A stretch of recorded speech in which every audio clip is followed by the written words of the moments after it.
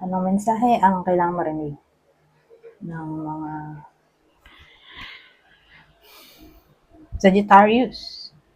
Sa buong 2 weeks na to, pwedeng nangyayari na itong magiging reading o mangyayari pa lang. Kung di man para sa inyo, itong ang magiging reading, di baka para sa someone na malapit sa inyo o sa someone na kakilala nyo mismo. Baka may lumabas na gender mamaya, gawin nyo na lang energy, masculine at feminine energy. Pwede rin naman na huwag nyo napansinin ang gender. Hindi ko masasabi kung anong magiging reading. Kung positive ba o negative, depende sa kung anong mapipick up kong energy. Walang masama kung papanoorin ang sun, moon, at rising sign. Kasi baka alinman sa mga yan ay mag-resonate na sa sitwasyon nyo. So, anong meron dito? Wala tayong tao. Kaya, walang specific na description. General reading na literal. General energy. Pero maganda, oh. May Ace of Cups tayo. 8 of Wands. Wheel of Fortune. Ano to?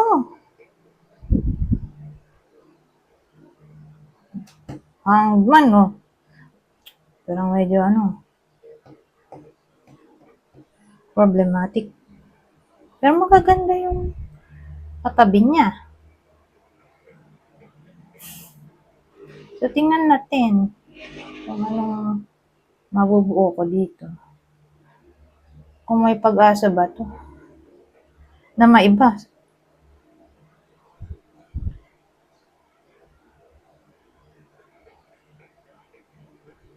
Sa bagay, marami naman siyang meaning, di ba?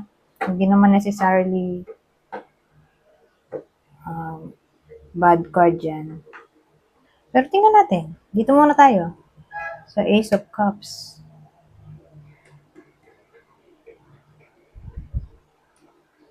New to feelings. New romance.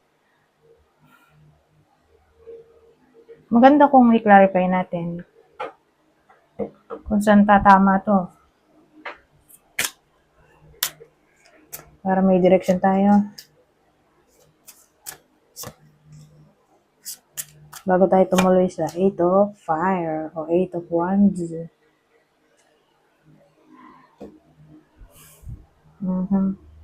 Ito, Hierophant to. Tapos, 9 of Fire o 9 of Wands. Ay, 9 of Wands na. 6. Oh, wow, ito maganda. 6 of Wands.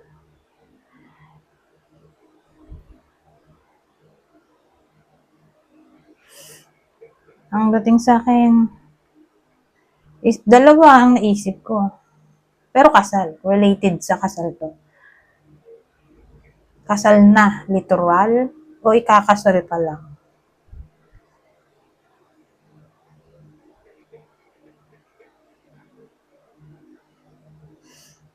So, kunin nyo lang yung description na sa tingin nyo para sa inyo. Kung hindi, edi para to sa someone na malapit sa inyo. Kasi kung di pa to kasal, may engage na sila, oh. Doon napapasok to. So, unang scenario, ito na yung continuation. Kasi sa haba-haba ng relasyon, finally, ay kakasal na nga. Doon muna tayo sa unang scenario. Tapos, eto na. Ayan. May progress na. Yung 8 of Wands. May movement.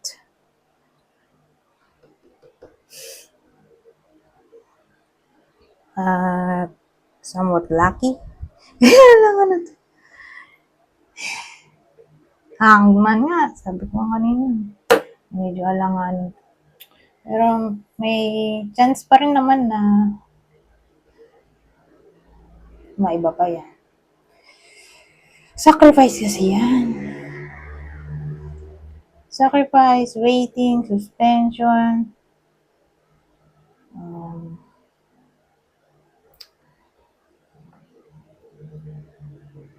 Ano ba yan? Pagiging martir.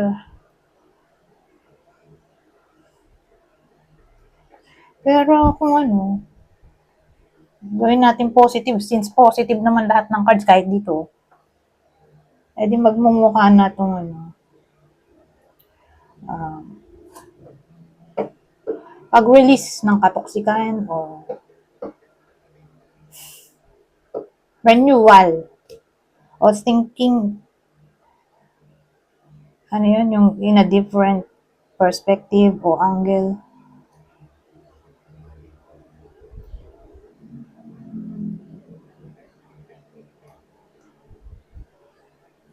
So overall, may engage. Pero applicable lang to sa mga dumaan ng hardship kasi nandito yung Nine of Wands. At ito ay card na injury, di ba? Na kahit na injured na siya, ginagampanan niya pa rin yung trabaho niya. Na protektahan ang kanyang teritoryo. So, doon lang to applicable sa mahaba na yung tagal ng relasyon o sa hindi ganun kahaba, like 2 to 3 years, pero dumaan ng matinding hardship in a way na nagkaroon ng cheating o alam niyo naman yan eh.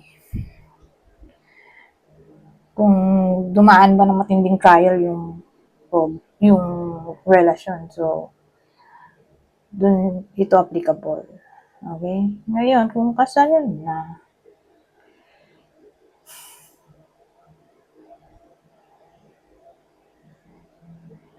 di tatama to doon sa may problema nga na nakaranas ng problema in the past, so hanggang ngayon problematic pa rin.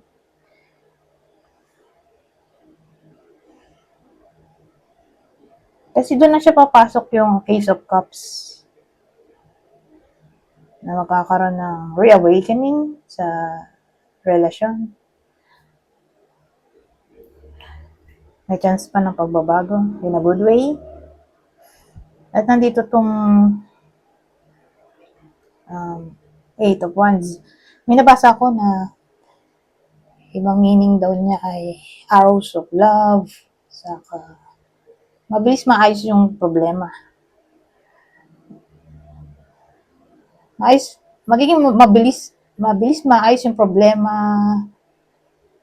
at maglilid to sa happiness. Ganun, hindi ko matanda yung specific term, pero ganun yung dating sa akin, parang pag-overcome ng trial at magiging masaya na ulit. Wheel of Fortune. So, change in a good way. So, happiness. At doon na nga papasok yung renewal natin o pag-think in a different angle o perspective. Nabigyan pa ng chance ang relasyon na to. At huwag mo na sumuko.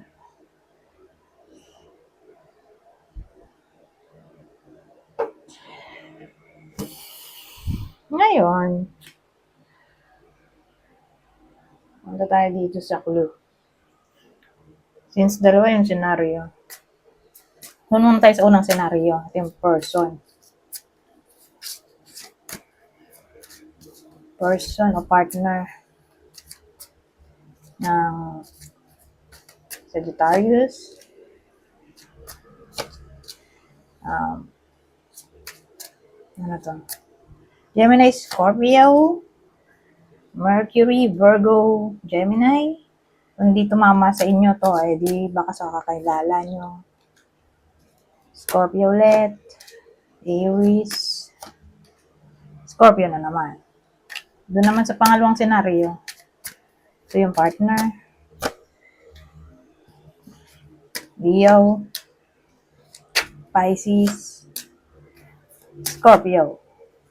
Kung di tumama sa inyo, di baka nga doon sa kakilala nyo.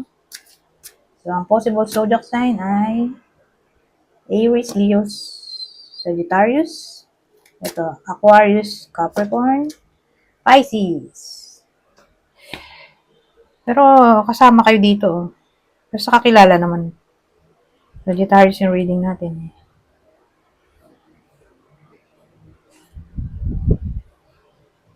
Mm-hmm. Sa bagay, Sagittarius naman talaga itong reading na to. Pero walang Sagittarius na partner. Kundi tumama sa kakilala. Ito, kakilala tong lumabas eh. Kasi walang partner. Anyway, tayo dito. Sa part na to, keeper to. Okay? Pero itabi ko muna itong mga cards na ginamit ko. Masikip dito sa table. Ayoko nang magulo. Dahil di ako makapag-isip. Hirapan ako. Anyways, simula na tayo.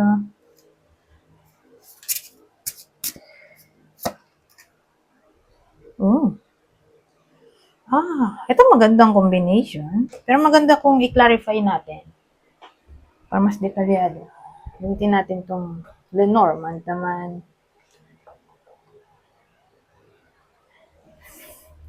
Maganda yung iba-iba yung card.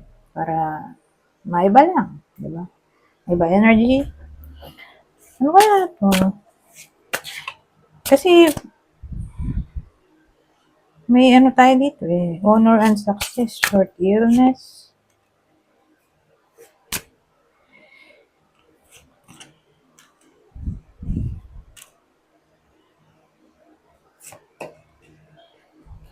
Oh. Well, may babae tayo. So mukhang sa babae tatama to. Babaeng nanonood.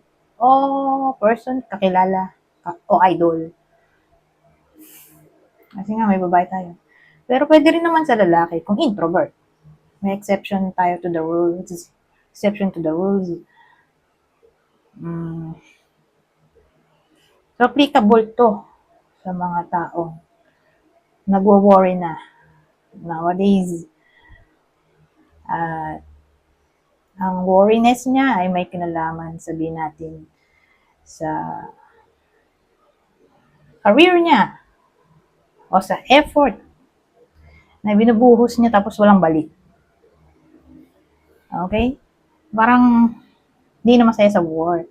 O, hindi na-appreciate yung kanyang talent, skill.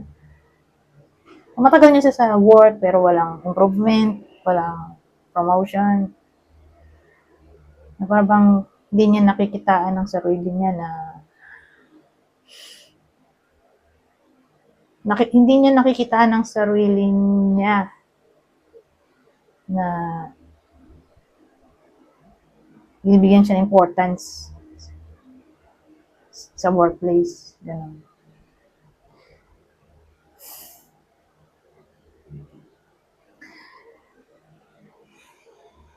Ang dating sa akin, makakatanggap siya ng letter. Kakaroon ng somewhat agreement dito. Oh. So, more like promotion to. Kasi may ano tayo eh. Ring. So, ring ay pwedeng contract. Commitment card kasi. Yan. Hindi lang siya sa relasyon. So, overall commitment. So, papasok din yan sa work. Yung loyalty mo dyan sa work. Diba? Commitment mo sa trabaho mo. So, promotion to. Pero, depende pa rin. Siyempre, may iba na baka gusto na mag-resign. At na-stress na siya sa work, na-toxic, case-to-case basis. So, sabihin natin, on the process na siya ng pag-resign, o baka resign na pag-resign na siya, wala siyang work ngayon. So, kung mag-a-apply siya, kakatanggap siya ng message dito. So, again, regarding contract, signing ng contract to. Pwede rin namang ano to. Halimbawa, nagpasa na ng resignation, di ba? Tapos, pipigilan siya ng mataas na ka-workmate. Siyempre, boss yun. Tapos o-offeran siya ng posisyon, ibang posisyon, para lang di siya mag-resign. Ganun yun eh. Kapag alam ng boss na masipag ka naman, saka nagbe-bring ka ng pera sa company, ikaw yung nasa top ng magagaling na employee, pipigilan ka niyan mag-resign. Kasi nga, syempre, magaling, di ba? So, pag ganun yung case, o-offeran yan madalas ng ibang posisyon. So, pwedeng ganun yung case. Dito, habulin para hindi mo na mag-resign. Mapopromote. Pero kung resign na nga, at sabihin natin, ayaw na talaga at natotoxic na sa work, gusto na nga mag-resign, hindi natin mapipigilan niya. Pero kung mag-a-apply siya sa iba, kaka-work din siya agad. Ganda naman actually maganda sila lahat, maliban dito. At buti na lang ito siya yung nauna bago dito. Kasi kung nandito siya, medyo alanganin. Yung pag-resign o yung promotion. Pero again, applicable lang to kung babae yung bida. O pwede rin yung lalaki, kung introvert.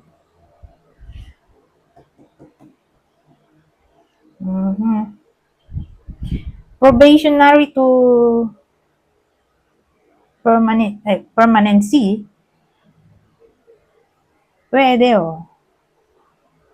Di ba dun yung papasok sa first 5 months. Yung mga bago-bago pa lang sa work. For evaluation. So, sa 6 months, pag pumasok ka doon sa 6 months, edi tutuloy ka na sa permanency. So, case-to-case basis. Pero sa pinag-workan ko, ganun.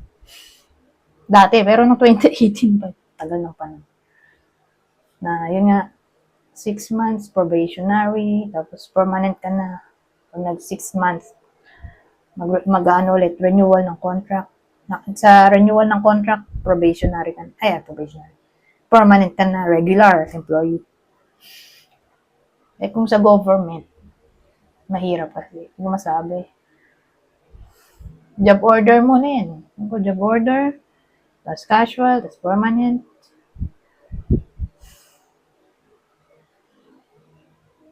So, ganun. Sabihin natin may improvement dito para sa iba sa inyo. O sa kakilala nyo, o mahal nyo sa buhay na problemado. O mamang problema pa lang sa 2 weeks na to. So, case-to-case basis. Ngayon, kuha pa tayo ng iba. Pero this time, di ko na siya gagamitan ng Lenormand at magtatagal ako.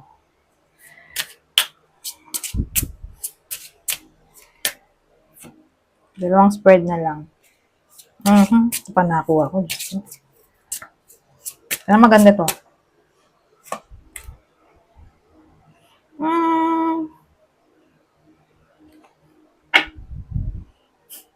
Maganda ba yan?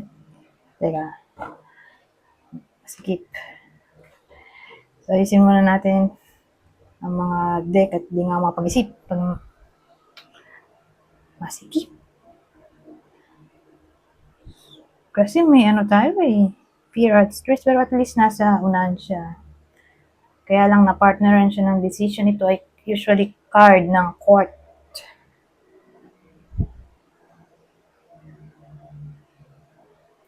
O courthouse. So, ang dating sa akin, etong fear at stress ay regarding any form na may kinalaman sa serious topic. Excuse me. O sabihin natin legal matters.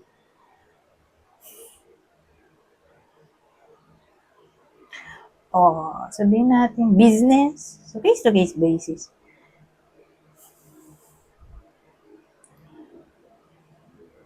Pag business, papalo yan ng tax. Mga hindi nabayarang tax. Ewan ko kung anong specific na problem, pero medyo mabigat yung problema.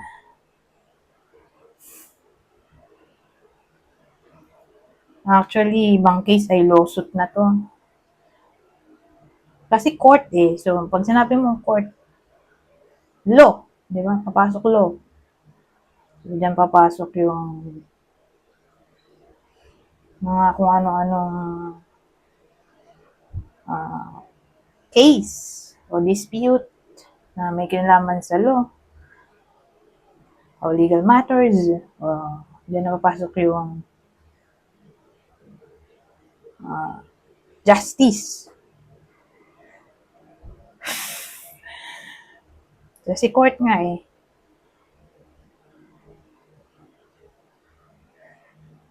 Decision. Eh, yung pag sinabi mong decision, papasok din dyan yung verdict. So, sabihin natin whether nangyayari na to o mangyayari pa lang. At may kinalaman sa court case yung kakaharapin na problema. O doon nga sa mga sinabi ko kaninang serious topic.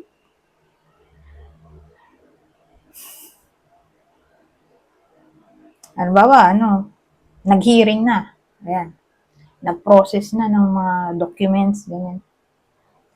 Parang di maganda yung outcome niya. So, sabihin natin rejected. O, pwede mo pa naman i-process ulit. Kaya lang, panibagong processing na naman. Siyempre, mahirap mag-process. Mga ganun. O baka talo. Talo sa hearing. So, kasi may stress eh. Fear at stress. So, more like, hindi magugustuhan yung result. Yung decision, verdict, o possible outcome ng tinatrabaho o pinaprocess na legal matters o any form ng negotiation.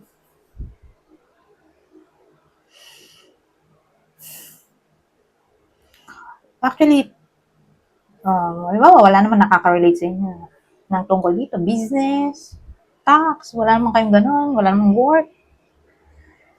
So, kung walang work, walang career, nasa bahay lang. More like, discovery. May madidiscover ang iba sa inyo na hindi nila magugustuhan.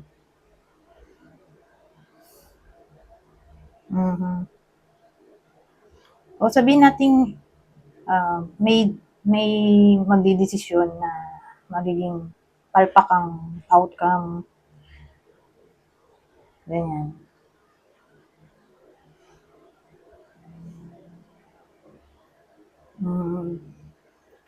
Ano pa?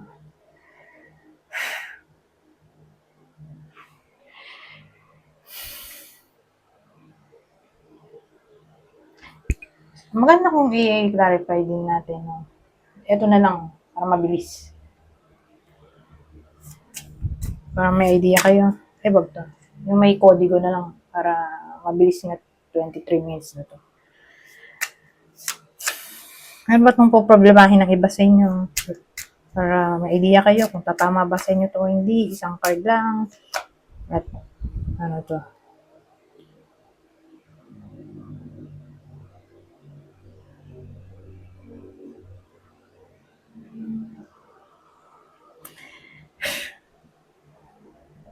So, may kinalaman.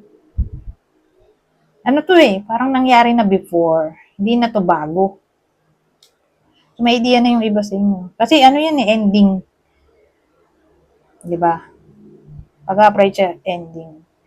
Pero for some reason, hindi nag-end. Pero dun pa rin ang patungo ng kwento dito. So, ibig sabihin, matagal na dapat ni-let go to o inayos. Pero nag-hold on pa. Tinoxic nilang sarili nila. Mas na-toxic actually.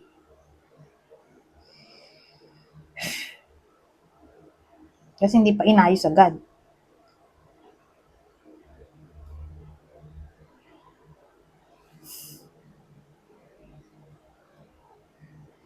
O sabihin natin ito ay problema na sa past.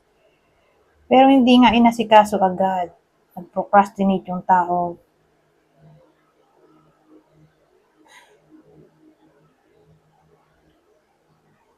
Tinakbo ka ng problema.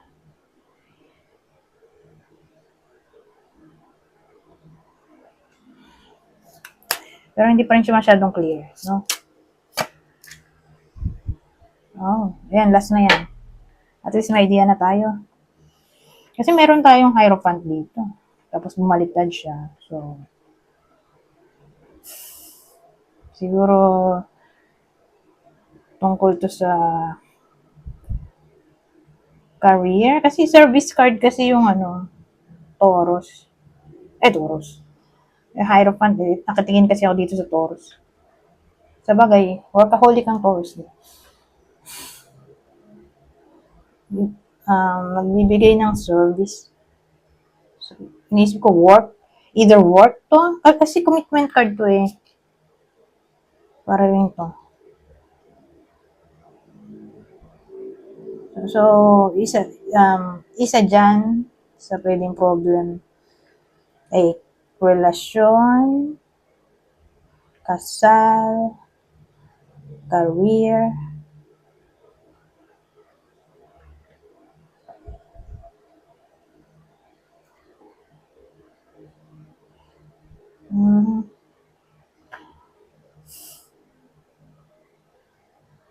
o anything na may kinalaman sa unorthodox. Actually, nabasa nga ako to eh. Unconventional, di ba? So, unconventional relationship. Diyan papasok yung unconventional thinking.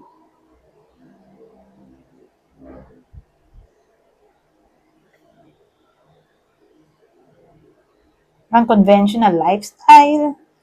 So, siya eh, hindi siya traditional. Something na medyo against the law. O sa nakaugalian, nakagisnan. O religion siguro. Uh-huh.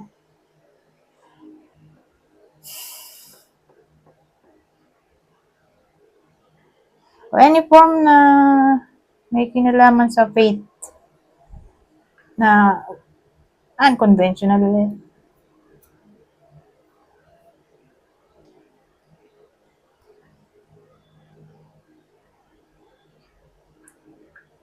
Anyways, mahaba na yung reading natin para i-clarify pa yan.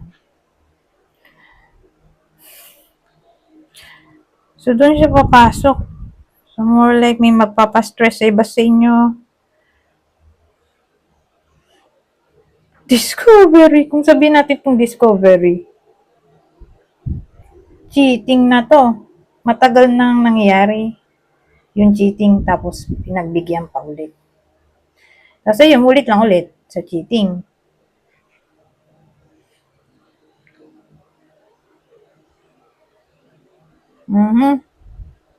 Teka. Paano kung career?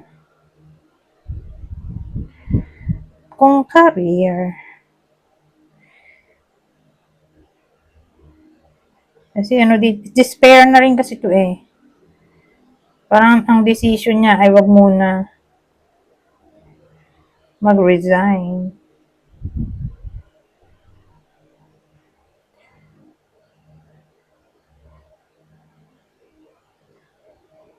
Pero matagal niya nang gusto mag-resign. So, ang ending, mali yung decision niya.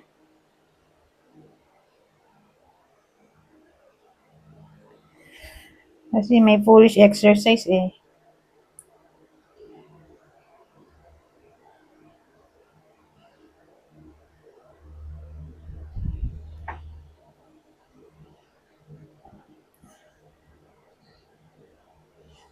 Halimbawa, may katiwalian dito. Tapos, nagstay pa rin siya. Di damay na siya dito sa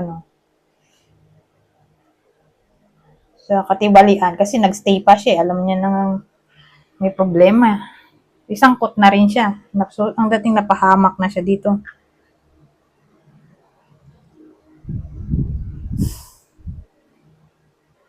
Sa baliktad na paniniwala.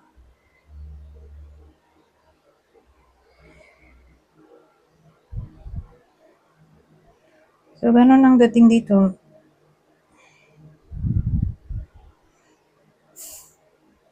Either, alam niya sa sarili niya, kailangan niya na umalis dahil may katiwalian doon. Pero nag-choose pa siya magstay eh.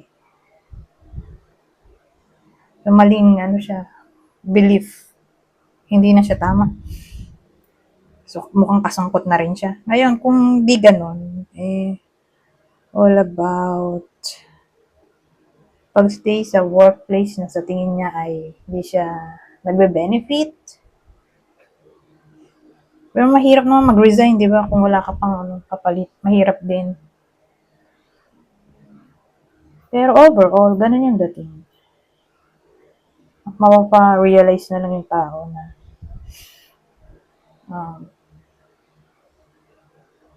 hindi na worth it na magstay pa dun sa workplace. Either dahil may katiwalian doon o hindi fair. Hindi fair yung salary para sa hard work na binibigay ng iba sa inyo o nakakilala nyo. Ganun dating eh. Anyways, pumunta na nga tayo sa last day. 31 minutes na to. Babasahin ko na lang tong part na to para mabilis. Kunin nyo lang yung info na sa tingin nyo. Ay para sa inyo. O sa kakilala nyo. Pero para sa inyo. Yun na lang. Para sa inyo. Ano pa ba? General advice na to for the whole 2 weeks. Manifesting the one. Very soon, your true love will arrive. So, para to sa mga single. Material attachment. Too much focus on visible trappings. So, ito na yun. Dito papasok yun yung nagstay pa rin doon sa katiwalian dahil sa pera. Bribery siguro. Nag-stay kasi may nakukuha siyang pera. So, doon papasok to material attachment. But anyways, kanya-kanyang yan, pananaw. Pero naipasok ko lang doon sa dalawang card. Material attachment, too much focus on visible trappings or being materialistic in short. Holiday. Enjoy a change of scenery to spice up your love life. Ito maganda. Anyways, hanggang dito na lang. Goodbye for now.